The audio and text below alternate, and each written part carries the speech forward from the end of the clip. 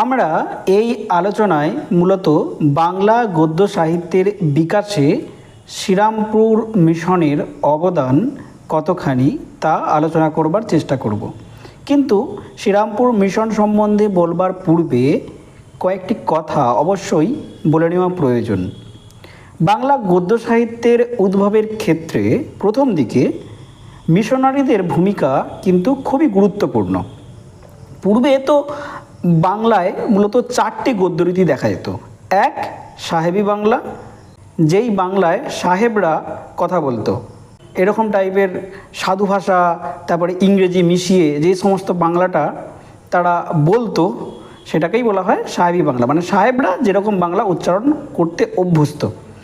আর খ কি, আদালতি গদ্য, অর্থাৎ আদালতে দলিল দস্তাবেজ যেই ভাষাতে লেখা হয় বা যেই সমস্ত ভাষায় সওয়াল জবাব করা হয় সেটাকে বলা হয় আদালতি গদ্য।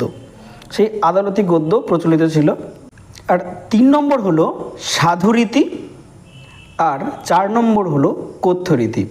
প্রথম যেই 2 রকমের গদ্যের কথা আমি বললাম, সাহেবী বাংলা ও আদালতি গদ্য, এগুলো কিন্তু খুব একটা বেশি দিন সুদূর প্রসারী হয়নি। আমরা মূলত ফোকাস রাখবো সাধুরীতি গদ্য ও কথ্যরীতি গদ্য। বাংলা গদ্য সাহিত্যের বিকাশে মিশনারিদের যে একটা ভূমিকা ছিল সেটা আমি পূর্বেই বলেছি, পূর্বের স্লাইডেই বলেছি। ঠিক এই জায়গায় আমরা 2টি মিশন দেখতে পাই। এক, পর্তুগিজ মিশন, আর 2, যেটা আমাদের মূল আলোচ্য বিষয়, শ্রীরামপুর মিশন। মিশনারিগুলোর মূলগত উদ্দেশ্য ছিল ধর্মপ্রচার। তাই ধর্মপ্রচার সংক্রান্ত পুস্তিকা বা ধর্মগ্রন্থ অনুবাদের মধ্যে দিয়েই বাংলা গদ্য সাহিত্যের প্রাচীনতম নিদর্শনগুলো ফুটে ওঠে। পর্তুগিজ মিশন থেকে, এটা তো আলাদা করে এই মিশন প্রতিষ্ঠিত হয়নি, পর্তুগিজ সন্তরা মানে ফাদার যাকে বলা হয়, তাঁরা কয়েকটি গ্রন্থ লিখেছিল ওই বাইবেলের উপরে, মানে ধর্ম পুস্তকের উপরেই। তার মধ্যে দোম অ্যান্তনিও লিখছেন ব্রাহ্মণ রোমান ক্যাথলিক সংবাদ, খুব পুরনো বই।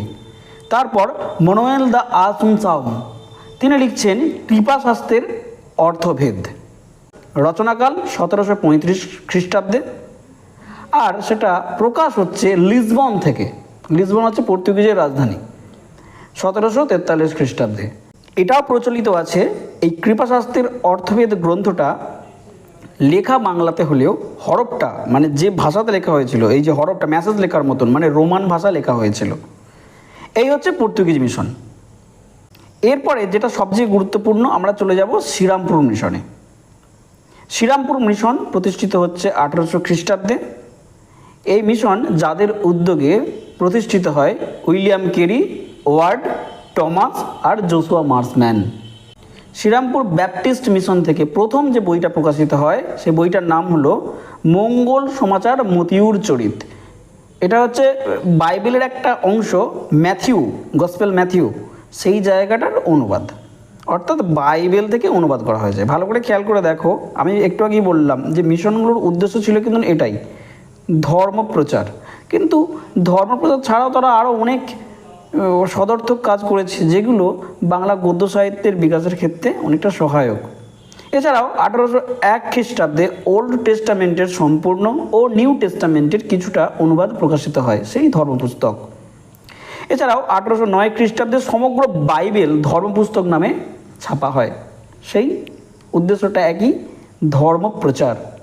এই সমস্ত বইগুলো ছাড়াও আরও কিছু কিছু বই ছাপা হয়, যেগুলো হলো: 1, সংস্কৃত ব্যাকরণ অভিধান, 2, কৃত্তিবাসী রামায়ণ কিছু অংশ, সম্পূর্ণ না, 3, কাশিদাসী মহাভারত, এটারও কিছু অংশ। এছাড়াও শ্রীরামপুর ব্যাপটিস্ট মিশন থেকে 2টো সংবাদপত্র প্রকাশিত হয়। জোসুয়া মার্সম্যান সম্পাদিত দিগদর্শন 1818 খ্রিস্টাব্দে, এটি একটি মাসিক পত্রিকা। আবার এনারই সম্পাদনায়, জোসুয়া মার্সম্যানের সম্পাদনায় প্রকাশিত হয় সমাচার দর্পণ, যেটি একটি সাপ্তাহিক পত্রিকা। 2টো পত্রিকায় 1818 খ্রিস্টাব্দে চালু হচ্ছে। এবার ভালো করে খেয়াল করে দেখো, ধর্মপুস্তক জাতীয় যে বইগুলো লেখা হলো সেগুলো কিন্তু লেখা হচ্ছে পুরোপুরি গদ্যে। তাই প্রথম যে ছাপা গদ্য বাংলাতে লেখা হলো সেটার সূচনা কিন্তু এই শ্রীরামপুর মিশন থেকেই শুরু হচ্ছে বলা চলে। আর দুখানা যে গুরুত্বপূর্ণ পত্রিকা প্রকাশ হচ্ছে সেগুলো তো গদ্যেতে লেখা হচ্ছে না, দিগদর্শন, সমাচার দর্পণ ইত্যাদি। তাই এই পত্রিকাগুলো যেহেতু গদ্যে লেখা হচ্ছে, তাই বাংলা গদ্য সাহিত্যের বিকাশে শ্রীরামপুর মিশনের কিন্তু একটা গুরুত্বপূর্ণ ভূমিকা থেকে যায়। এবারে আমরা শ্রীরামপুর ব্যাপটিস্ট মিশনের বাংলা গদ্য সাহিত্যের বিকাশে কি কি অবদান রয়েছে সেগুলো কয়েকটা পয়েন্টে জাস্ট মনে রাখবার চেষ্টা করব। 1, বাইবেলের অনুবাদ বাংলা গদ্যের বিকাশে সহায়ক হয়েছে। 2, রামায়ণ, মহাভারত ইত্যাদি ক্লাসিক সাহিত্য বাংলার ঘরে ঘরে পৌঁছে যায়। 3, প্রকাশিত সাময়িক পত্রিকাগুলি সমাজের দর্পণ হয়ে ওঠার পাশাপাশি গদ্য সাহিত্যের উন্মেষ লগ্নে বিশেষ ভূমিকা পালন করেছে। 4, মুদ্রণ যন্ত্রের প্রতিষ্ঠা বাংলা সাহিত্যের প্রচার, প্রতিষ্ঠা ও বিকাশে সহায়ক হয়েছে। এই হচ্ছে শ্রীরামপুর ব্যাপটিস্ট মিশনের বাংলা গদ্য সাহিত্যের বিকাশের ক্ষেত্রে অবদান। একদম ছোট করে ব্রিফ করে জানিয়ে রাখলাম, যেটা তাড়াতাড়ির মধ্যে খুবই কাজে লাগবে। এই ছিল আজকের মূল আলোচনা।